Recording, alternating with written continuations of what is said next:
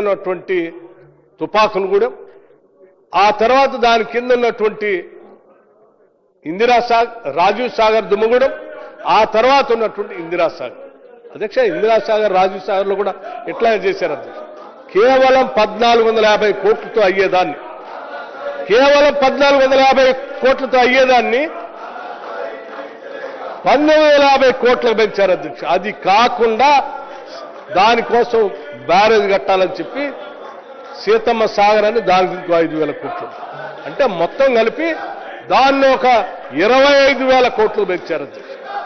అంటే కేవలం 1450 కోట్లతో అయ్యేటువంటి ఇందిరాసాగర్ రాజీవ్ సాగర్ ప్రాజెక్ట్ ని 25,000 కోట్లు పెంచి దాన్ని ఆ రకంగా చేశారు.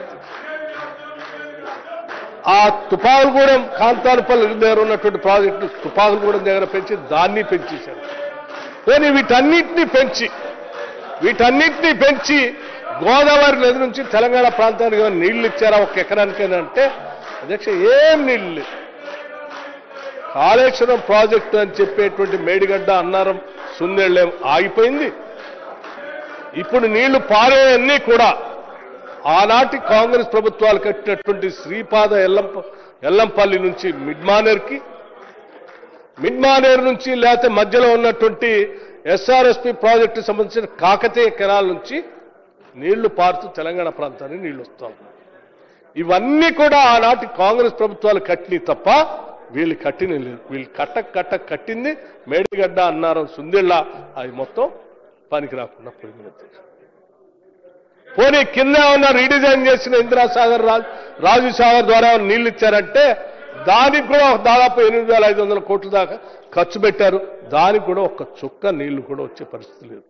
మేము వచ్చిన తర్వాత కొంత ఆలోచన చేసి సరే దీనికి ఈ రకంగా నిధులు పెంచి అడ్డగోలుగా ఇంతవరకు ఖర్చు పెట్టారు, దీన్ని ఏదో రకంగా ఉపయోగంలో తీసుకొని వద్దామని చెప్పి ఒక రాజీవ్ కెనాల్ అని తీసుకొచ్చి ఒక 100 కోట్లు శాంక్షన్ చేసి కెనాల్ తీసి దాని ఆ లెఫ్ట్ కెనాల్ కలిపి కొంత నీళ్ళు ఇవ్వటం కోసం ప్రయత్నం చేస్తుంది.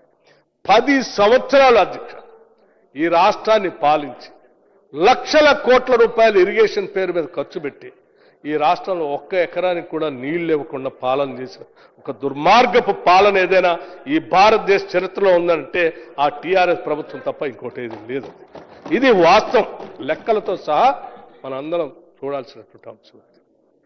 ఇటువంటి పాలన అందించినటువంటి పెద్ద మనుషులు ఇంకా తగుదనమ్మా అని చెప్పి మాట్లాడుతూనే ఉన్నాను. అధ్యక్ష, హరీష్ రావు గారు 10 సంవత్సరాలు మంత్రిగా పనిచేశారు. వారికి ఇంకో పేరు కూడా ఉంది అధ్యక్ష, కాళేశ్వరరావు గారు అని ఒక పేరు పెట్టారు అప్పట్లో. ఎందుకంటే వారు ఆ దగ్గరుండి కట్టిస్తున్న వీరే కాళేశ్వరరావు గారని వీరికి ఒక పేరు పెట్టారు. ఆనాడు గవర్నర్గా ఉన్నటువంటి పెద్ద మనిషి కాళేశ్వరరావు గారు పాపం ఈరోజు ఆ కాళేశ్వరం ప్రాజెక్టులాగానే కుంగిపోతూ కూలిపోతూ ఇవాళ హరీష్ రావు గారు నిటారుగా నిలబడలేక కాళేశ్వరరావు లాగా కుంగిపోతూ కూలిపోతూ వాస్తవాల్ని చెప్పలేక అటు ఇటు ఇబ్బంది పడతా ఉన్నటువంటి పరిస్థితి కనిపిస్తా ఉంది. ఇది ఈనాటి హరీష్ రావు గారి పరిస్థితి. అధ్యక్ష, ఈ వాస్తవాలన్నీ మీ అందరూ చూశారు.